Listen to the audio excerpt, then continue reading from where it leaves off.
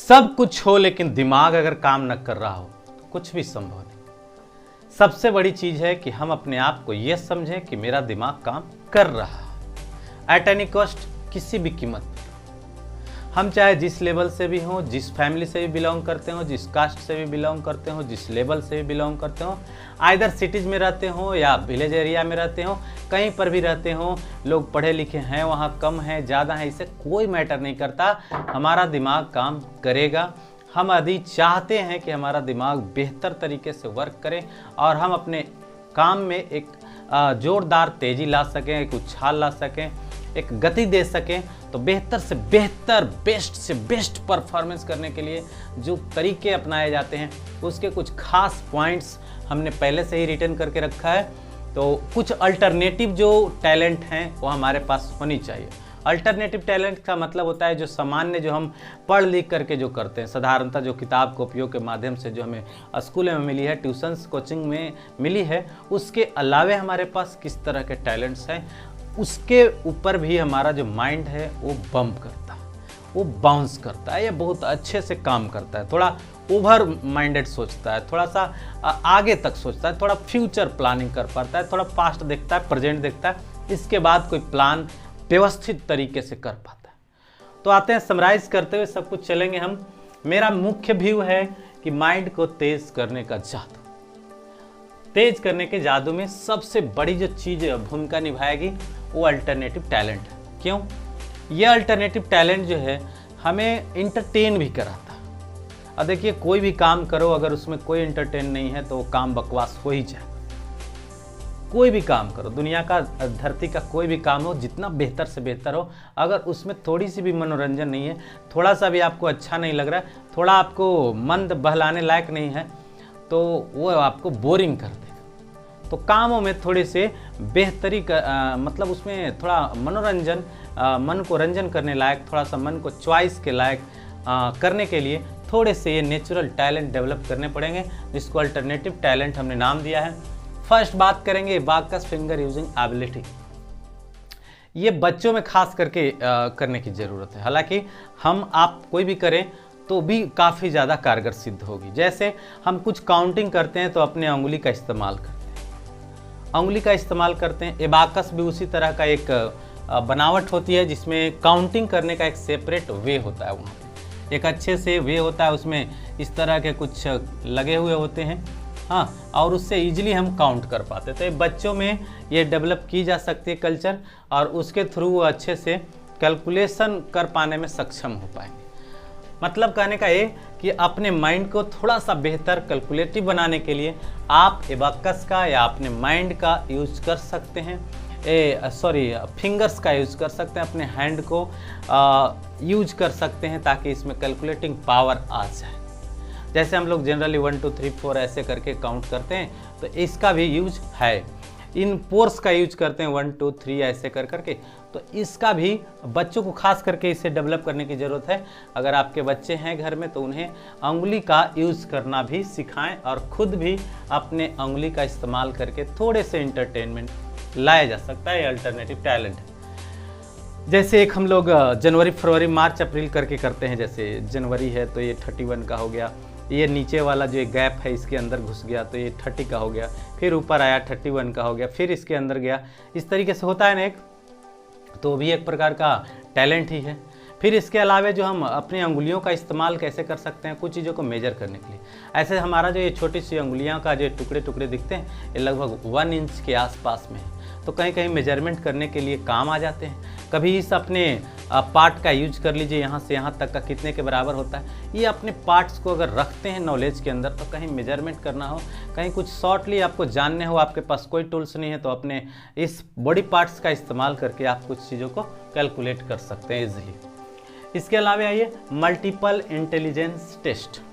Multiple intelligence test क्या होता है? तो मल्टीपल इंटेलिजेंस टेस्ट के अंतर्गत हम लोग क्या करते हैं कि अगर हमारे घर में बच्चे हैं 7 साल 8 साल 9 साल 10 साल 12 साल 15 साल जिस ईयर के भी हों, बिलोंग करते हों, तो उनमें मल्टीपल इंटेलिजेंस टेस्ट कैसे करेंगे? तो मल्टीपल का मतलब होता है बहुत सारे, मतलब एक नहीं 2 3 4। अब 2 3 4 क्या मतलब क्या हो? 2 3 4 वेज से 2 3 4 सब्जेक्ट्स हो सकते हैं। तो मल्टीपल टेस्ट ले सकते हैं, या तो वर्बली ले सकते हैं या तो रिटेन ले सकते हैं। वर्बली हुआ तो वर्बली का मतलब क्या होगा कि आप पूछें और उसका आंसर फ्रीक्वेंटली आपको मिले, उधर से आप इधर से क्वेश्चन करें, उधर से आपको फ्रीक्वेंट आंसर मिले। ठीक है, तो ये हुआ मल्टीपल इंटेलिजेंस के रूप में। फिर इसके अलावा उसके पास हो सके तो कंप्यूटर का जानकारी हो, कंप्यूटर चलाना जानता हो। नेट्स का आजकल यूज बहुत ज़्यादा होता है, बहुत ज़्यादा स्तर पर लोग करते हैं, तो कंप्यूटर या मोबाइल के मदद से वो थोड़ा डिक्शनरी देखना जान जाए, मीनिंग देखना जान जाए, कुछ पर्टिकुलर विषय के बारे में उसको जानकारी लेनी है तो वो जान सकता है। इसके अलावा अगर हमको ऐड सब्ट्रैक्ट आदि करने हैं तो थोड़ा कैलकुलेटर का भी यूज करना वो जाने। तो ये क्या हो गया, मल्टीपल इंटेलिजेंस टेस्ट। तो ऐसा कर करके वो दिमाग को तेज कर सकता है, थोड़ा मनोरंजन भी हो जाए। हाँ, आप मान लीजिए कि कैलकुलेटर का यूज करता है, कैलकुलेटर बुरा नहीं है, आज के टाइम में बहुत अच्छी चीज़ है। आने वाला ज़माना हमारे कंप्यूटर और मोबाइल इन सभी चीज़ों का ही होगा। कोई पेपर्स की यूज नहीं होगी, कोई पेन का यूज नहीं होगा, सारा चीज़ें उसी पर फ्री होगी। या आप जितना मस्ती से कर सकते हैं काम करिए, आपको वो फ्री कर दिया जाएगा। क्यों? क्योंकि आखिर तो हम फाइनली काम तो करेंगे कंप्यूटर के बेस पर ही ना, सारी चीज़ें कंप्यूटराइज्ड हो जाएगी, सारे कैलकुलेशन कंप्यूटर के थ्रू किए जाएंगे, तो आखिर कंप्यूटर पर भी कैलकुलेशन तो करना पड़ेगा ना। कौन कितने हायर स्पीड से कर रहा है वो तो लेवल देखा जाए। जैसे मान लीजिए कि आज जैसे टाइपिंग टेस्ट लिया जाता है, ठीक है, कलम से नहीं लिखा जाता है, लेकिन टाइपिंग टेस्ट तो लिया जाता है ना, तो बटन का इस्तेमाल कितना तेज़ी से कर रहा है। हाँ, ASDF इधर GHI ऐसे करके कुछ ABCD का 26 लेटर्स, हिंदी है तो उनके पास 52 जो वर्ण होते हैं उन सब का ज्ञान होना चाहिए। तो ये बहुत बड़ी स्किल मानी जा सकती है, और उसका एक स्पीड रेट है कि हाँ भाई इतना स्पीड से करो। चलिए, तो ये हुआ हमारे लिए मल्टीपल इंटेलिजेंस टेस्ट जो कि रहना है। हाँ, थोड़ा सा एक और चीज़ छूटी, जैसे आपके पास मैप है, मैप ला करके घरों में रख दीजिए, आप खुद रखिए, आपकी ज़रूरत भी है। मैप्स में आप क्या करो कि उस मैप में कौन प्लेस कहाँ है उसको डिटरमाइन कर लो। ऐसा नहीं कि लिखा हुआ है सो, बल्कि देख करके डिटरमाइन। उस तरह से बच्चों को भी उस पर हम हैबिचुएट करेंगे।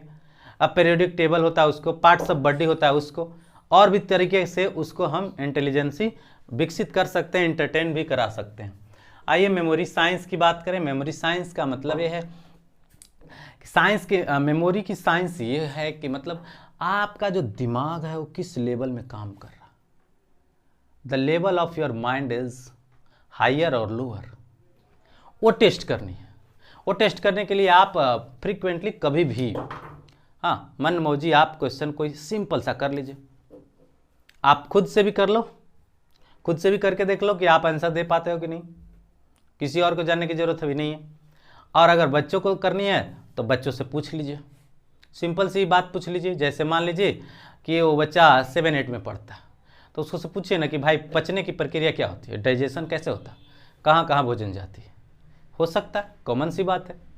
आप जो फूड खाते हो उसमें क्या क्या रहता है, अब उसको बुक उठाने की क्या ज़रूरत है।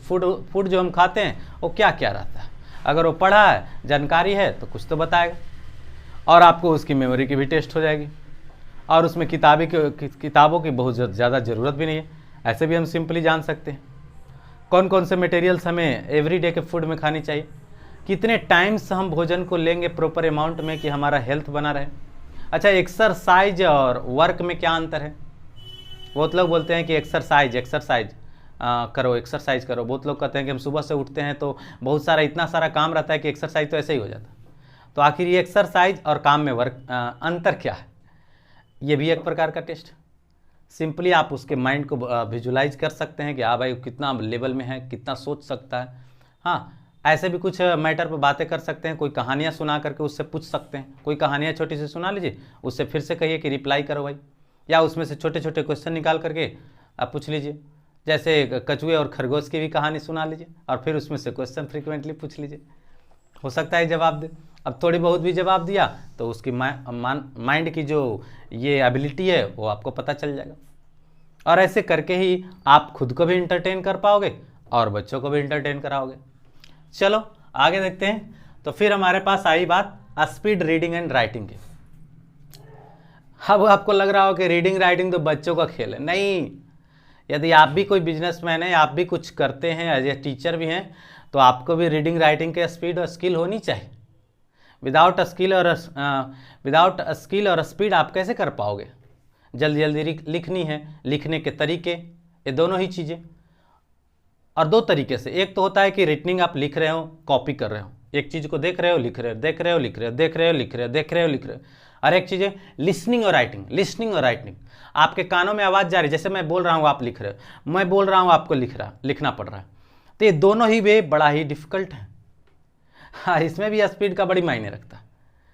ठीक है, तो इस चीज़ों को अगर अभ्यास आप भी करते हो और बच्चे से कराते हो घर पे, तो उनके लिए भी एंटरटेनमेंट के लिए हो गया और ये अल्टरनेटिव टैलेंट भी है। आप क्या करते हो, उठाते हो किताब, मार छक्का चौका उसके किताब से पूछ डालते हो, उड़ गया बेचारा, है ना। अगर किताबों से पूछनी है तो पहले किताबों से प्रिपरेशन आप खुद करा लो, ये बिना पूछे कि आपको ये पढ़ाई हुई है कि नहीं, पहले आप खुद से बता लो कुछ, अगर एबिलिटी है तो, अगर नहीं है तो किसी टीचर से करा लो, इसके बाद उससे क्वेश्चन पूछ लो, ऐसा हो सकता है। और खुद की अगर टेस्ट करनी है, राइटिंग टेस्ट करनी है, स्किल टेस्ट करनी है, लिसनिंग और राइटिंग स्किल टेस्ट करनी है, तो इसका भी टेस्ट आप खुद से कर सकते हो। जैसे मान लीजिए कोई वीडियो आप खड़ा कर दीजिए, जैसे मैं ही बोल रहा हूँ, आप देखो तो कितना नोट्स कर सकते हो। पॉसिबल अगर है तो दैट्स बेटर, नहीं है तो फिर ज़रूरत है इसको सुधारने की। तो ये रहा अल्टरनेटिव टैलेंट, है कि नहीं अल्टरनेटिव टैलेंट। हम क्यों किताबों के पीछे पड़े हुए हैं? केवल किताब ही सबसे बड़ी चीज़ नहीं है।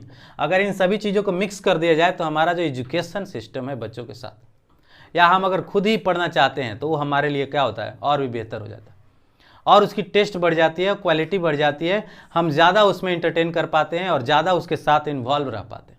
और ज़रूरत यही है कि हम उसके साथ इन्वॉल्व रह पाए। चलिए, मेमोरी टेस्ट हो गई, स्पीड रीडिंग राइटिंग हो गई।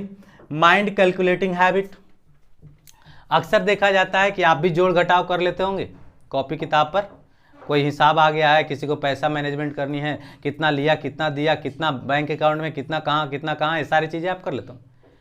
लेकिन ये तो रिटेन करते हैं ना, कभी मेंटली भी तो करके देख लें।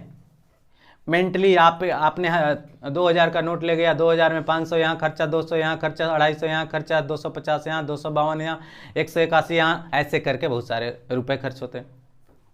उसमें 2-4 पॉइंट भी अगर आप ऐड करके डायरेक्ट सब्ट्रैक्ट करके वो आपके पास सेविंग अमाउंट, एक्सपेंडिंग अमाउंट का आप कैलकुलेट कर पाते हैं, तो ये भी एक प्रकार का मेमोरी टेस्ट ही,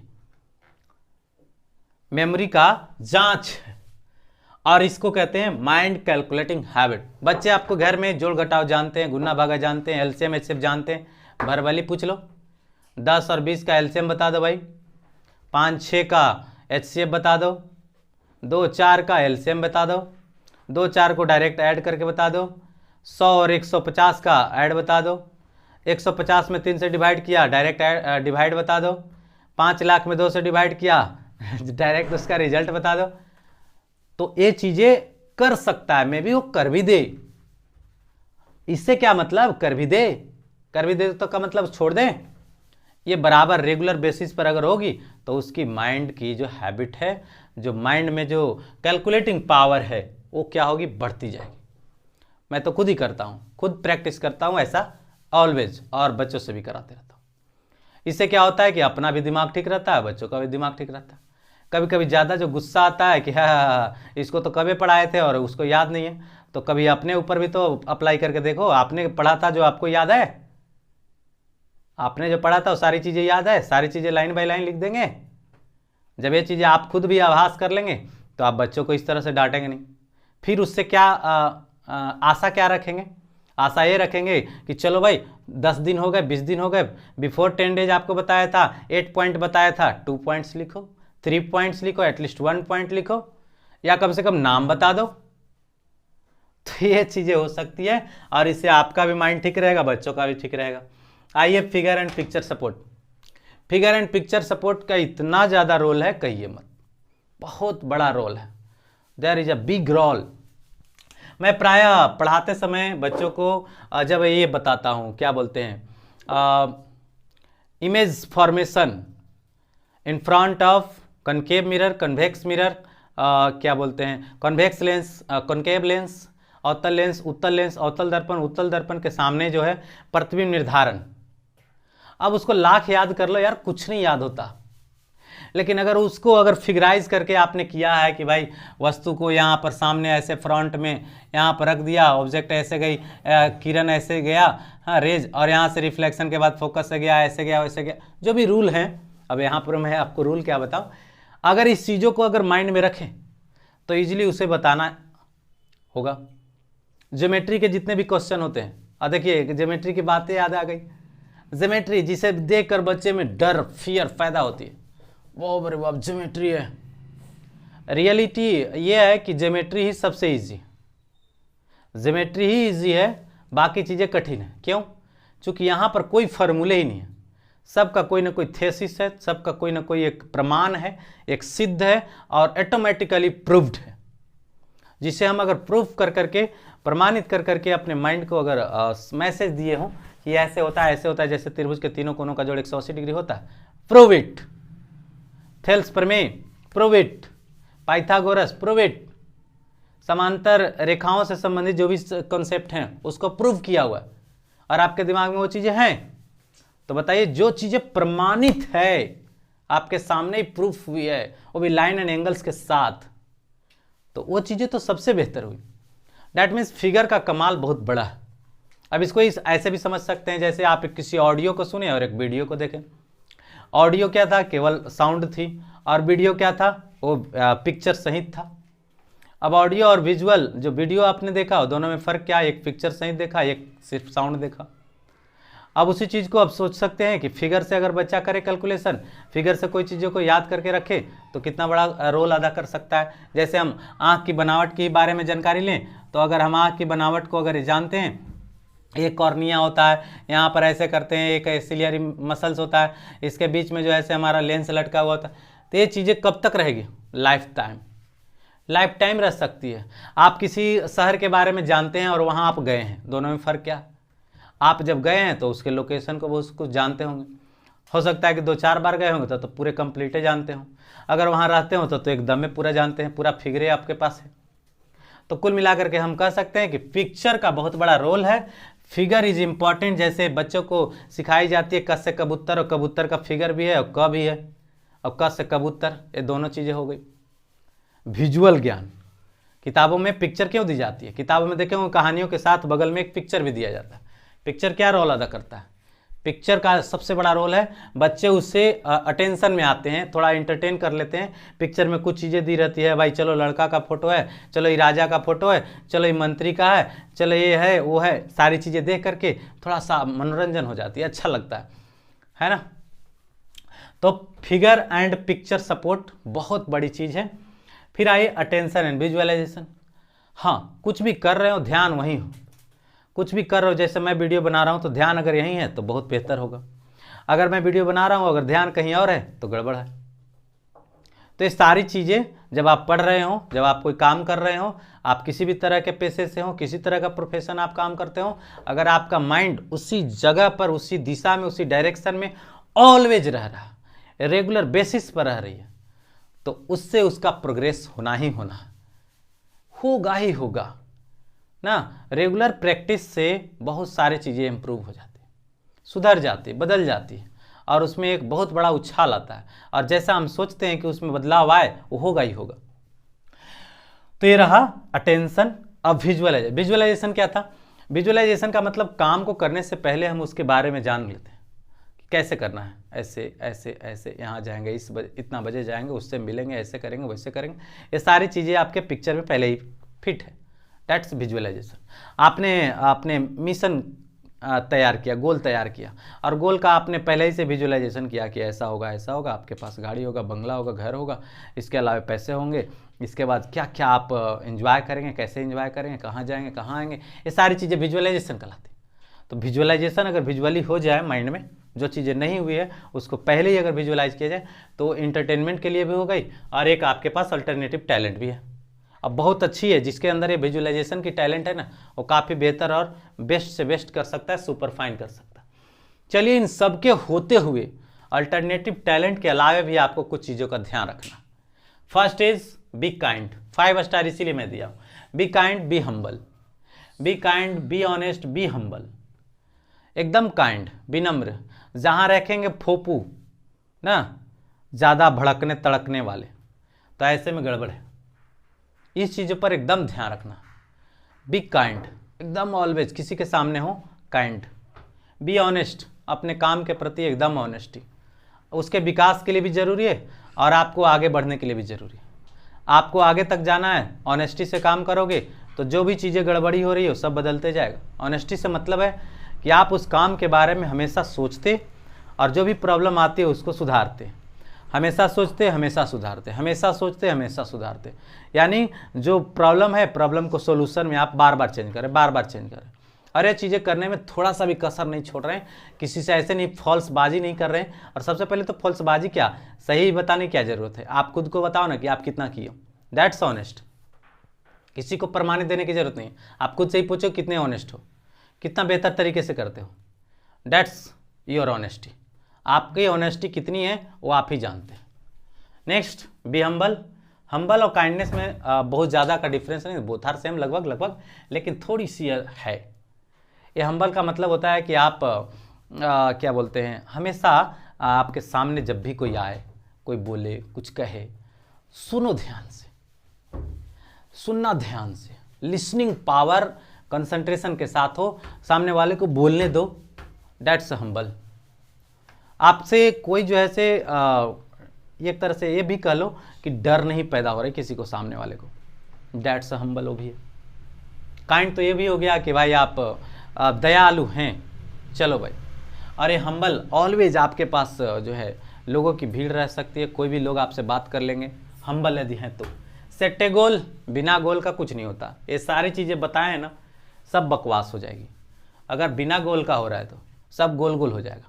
इसलिए set a goal, set a limit to finish the something. Set a limit, एक लिमिट सेट करनी है कि कितना अचीव करनी है और कब तक अचीव करनी है, कितना और कब तक अचीव करनी है। अगर इस समय का भी एक प्रतिबंधन हो जाए और कितना उसका अमाउंट पता चल जाए तो आप उस काम को करने में लिमिटलेस लिमिट लगाएंगे ना। छोटी सी अमाउंट को फिनिश करना है, आपको लगेगा कि इतना तो कर ही देंगे, इतना तो हमें आता ही है, इतना करने में पूरा मतलब शक्ति लगा देंगे, तो ये चीज़ें आसानी से कंप्लीट हो जाएगी, फिनिश हो जाएगी। तो ये रहा हमारे हिसाब से माइंड को बदलने का एक जादू, एक तरीका, जिसमें आप अपने कार्यों में इन्वॉल्व रहेंगे, बराबर आप उसमें करना चाहेंगे। और यही सबसे बड़ी चीज़ है कि आप किसी काम को करने में अधिक से अधिक समय दे पा रहे हैं, क्वालिटी टाइम दे रहे हैं, क्वांटिटी टाइम दे रहे हैं। Thanks a lot to watching the video at the and.